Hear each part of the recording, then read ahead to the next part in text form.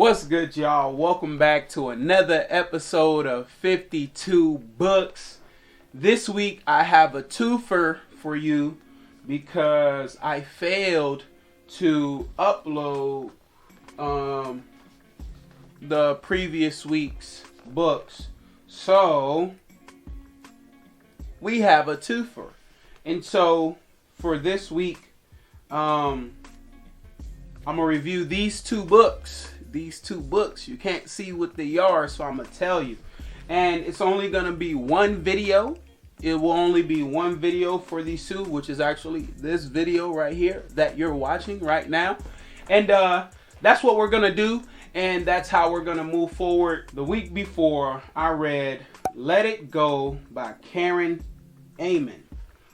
And this book, honestly, this book is written for housewives. I don't mean anything by it.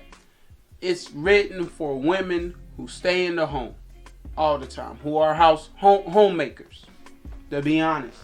And for this lady, for this woman, this wife, she struggled with maintaining control. The kids had to be up at a certain time. They had to be here at a certain time. The breakfast, lunch, dinner had all had to be ready at this certain time, whoop-de-whoop. And for her, it was all about control. It's all about control. And the thing with Let It Go is, and the thing that she pulls out is, we need to learn to let go. We need to learn to honestly lose control. So, as a result of that, you're less stressed. The people that you were trying to control are able to grow for themselves and seek guidance when they need it. You know? So Let It Go was a really, really good book. And one thing that I would like to say that I got from this is 2 + 2 is 4. 3 + 1 is 4. 5 - 1 is 4. 7 - 3 is 4. 10 - 6 is 4.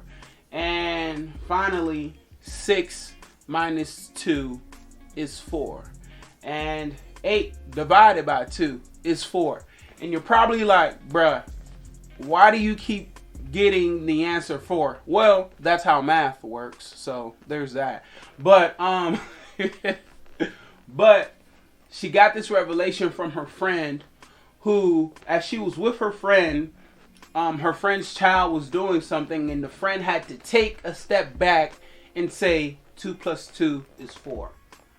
6 - 2 is 4. 3 + 1 is 4. And and so on and so on. And so Karen asked her friend, why do you keep saying problems that end up with 4? She said, because I learned my way of doing things isn't the only way to do something. And what she found was, and what she revealed, that sometimes we have expectations for other people to do things exactly the same way we do it. And that's part of letting it go, losing control. It's like, yeah, you heard the phrase, there's more than one way to skin a cat. I don't know who came up with that, but somebody who tried to skin a cat. And when she told that to Karen, Karen got this revelation that her way may not be the only way. And for her, it was, all right, she wanted something to be cleaned in a certain way, in a certain fashion. But her child came and did it in another way, in another fashion. And that was good. And so 2 + 2 is 4. 3 + 1 is 4. 6 - 2 is 4. 8 divided by 2 is 4. 10 - 6 is 4. So you can always get to 4. Regardless of how you get there, the answer is always going to be 4. And that was the mighty nugget that I got out of this. And the reason that this book was interesting, I did not know this was written for housewives. I probably would not have picked it up. However, I'm a house daddy. And Not to say I don't work. Like, I work. I got a family to take care of, you feel me? Like, full-time job type stuff. But I understand why she wrote this book. It's not just for housewives, but it was written because she talks about, come on, sister, like, come on, girl, let's do this stuff. And I ain't no girl, you feel me? So, this was a good book. This was a great book. I really enjoyed it. If you are into learning to lose control and let go of things, as the title says, let it go, this will be the book for you, especially if you're a housewife or a house daddy. This is the book for you. The next book is called Shattered Dreams by Larry Crabb.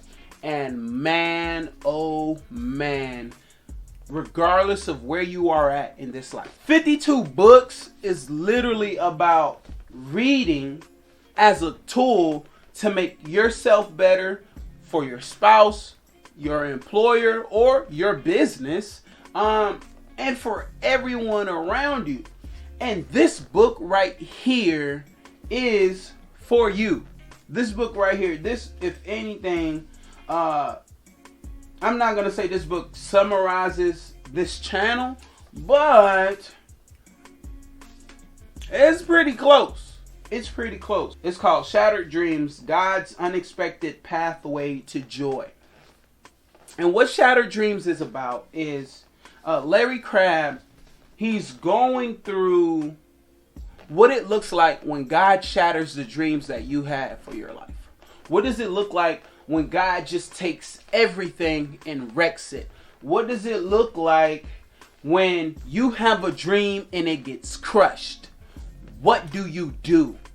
And for those who are of the faith, how do you respond? How do you flip that? How do you find the joy in your shattered dreams? And Larry Crabb does an amazing job doing that. He goes through the book of Ruth in this, which is very amazing to me, because usually when people talk about trials and tribulations, they immediately go to Job, go to the book of Job. However, for Larry Crabb, he went the route of Ruth, and he starts off talking about how Naomi literally had shattered dreams.